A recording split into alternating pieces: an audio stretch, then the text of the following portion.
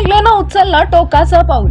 6 महिन्याच्या बाळाला घेऊन एका महिलेनं गोदावरी नदीत उडी मारत आपले जीवन संपवल्याची धक्कादायक घटना घडली आहे।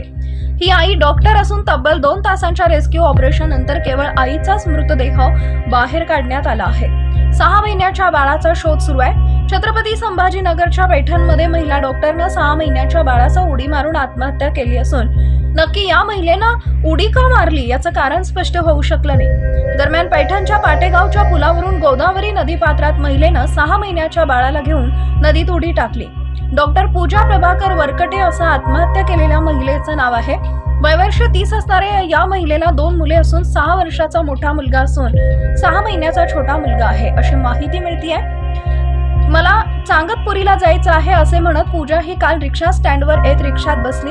6:45च्या सुमारास पाटेगाव पुलावर रिक्षा आल्यावर पाणी बघायचं निमित्तानं पूजा रिक्षातून उतरली। रिक्षातून खाली उतरताच गोदावरी पात्रात पूजानं बाळासह उडी मारली। रिक्षावाल्यांना आरडाओरड करताच मोठ्या प्रमाणात नागरिक जमा झाले। पैठण पोलिसांना खबर कळताच घटनास्थळी पोलीस दाखल झाले। याबाबतचा अधिक तपास सुरू आहे।